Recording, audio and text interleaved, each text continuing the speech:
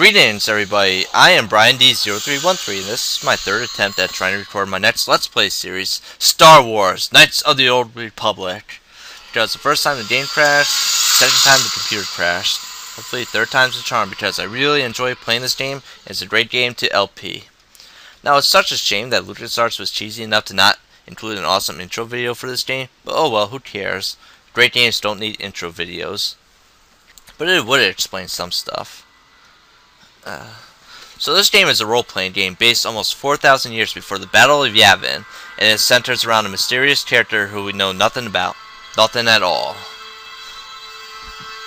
Now I'd like to apologize beforehand. I tried my hardest at searching through the forums, but unfortunately there's no way to get this game to high definition standards. Sorry folks. But I did try to compensate by maxing out all the video settings. So enough of that, onto the game, and hopefully the game doesn't crash on me. So first off, we must pick one of three classes. But as you can see here, there are 6 classes. And you people might be asking, Brian, are you stupid and can't count? Well, no, folks, I'm not stupid. Yeah, right. Well, those other 3 classes are the identical female classes. Yes, this game is not gender biased. Woohoo! Yeah. I don't know where I'm going with that, but oh well. So there are no differences between the male classes and the female classes, other than the fact that one has a penis and the other has a vagina, and we will be playing as a dude, because that's the way I roll. I'm not a tranny, but nevertheless. So we have 3 classes here. Now you can choose whichever one suits your profile, but I will be following a very specific guide from GameFAQs, the Jedi Guardian Counselor Hybrid class. And I'll be posting a link to that page if anyone's interested. And this requires me to follow a specific character setup. I always choose this character design because I think it's a pretty awesome character setup. And I keep on saying the same exact thing. Oh well. So a brief history on each of the classes. First we start off with a scoundrel. This guy is like the weakest of the group. Average, strongest. So scoundrel, he has many skill points, but we don't really care too much about skill points because it's pretty much useless in this game. He has low vitality points, which I believe is our defense.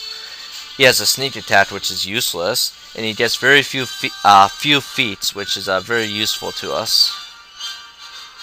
Next is the scout, which is the average character. He's pretty much a half scoundrel, half soldier, but we won't talk too much about him. Nope. We're on to the soldier.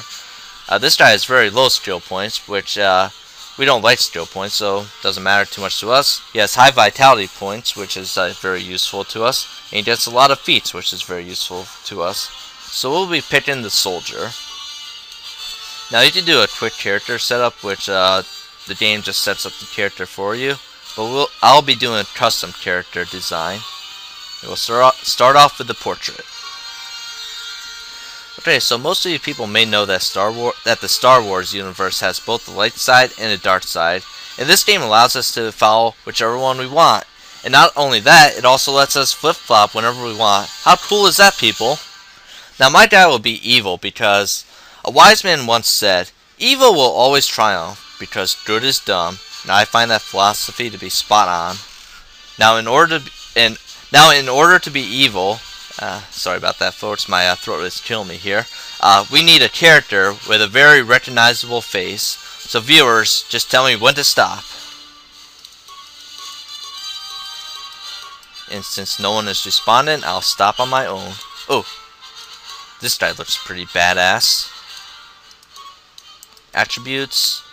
On the right, it gives us a description of what each of them are.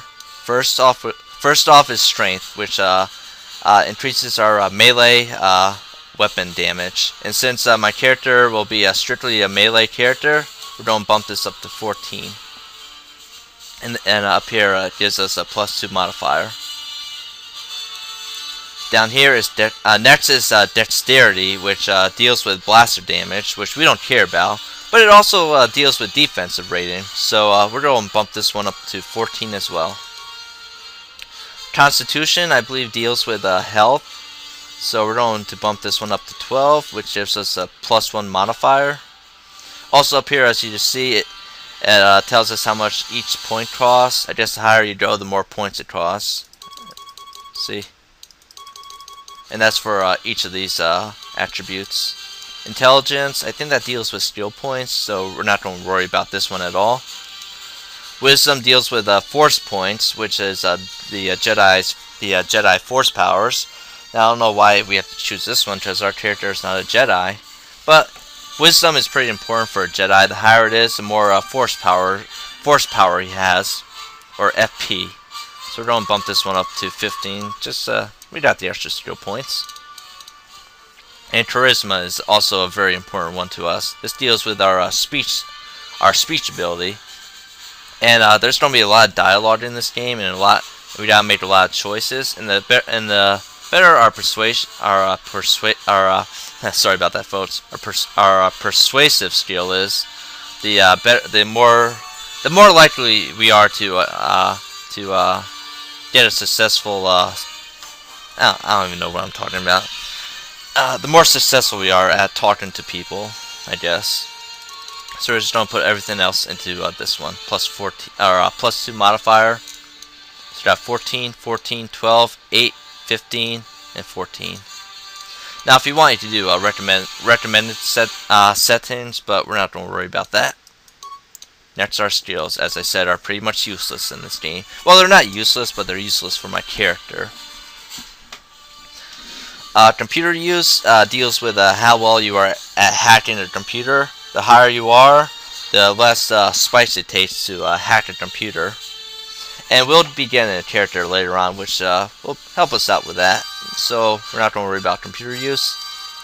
Demolition is another useless skill. It lets us disarm mines, which is pretty useless because mines don't do enough damage to us to be much of a threat.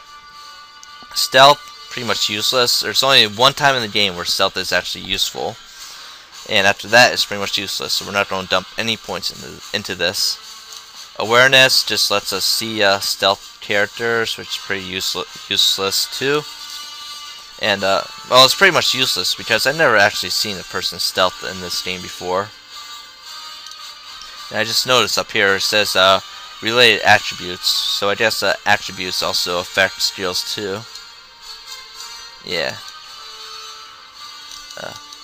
Persuade is very useful, as I pointed out.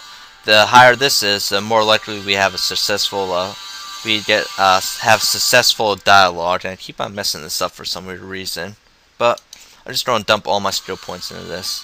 And as you can see, it costs us 2 points per point. So all 4 points went to persuasion. Repair. Well, I did that because early on, there's a lot of persuaded. Since we're so low, our persuasion is not going to be that high, and we're going to have a lot of times where we're going to talk to people. And I'm just going to stop there. Just stop talking about persuasion because I just keep on messing up on what I'm trying to explain. Repair lets us repair androids, or is it droids?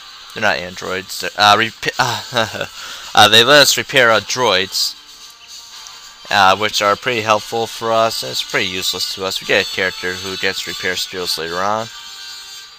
Security is another very useless skill. This lets us lockpick through locked doors, but hey, why upgrade this security skill when we can just bash down the door? Huh.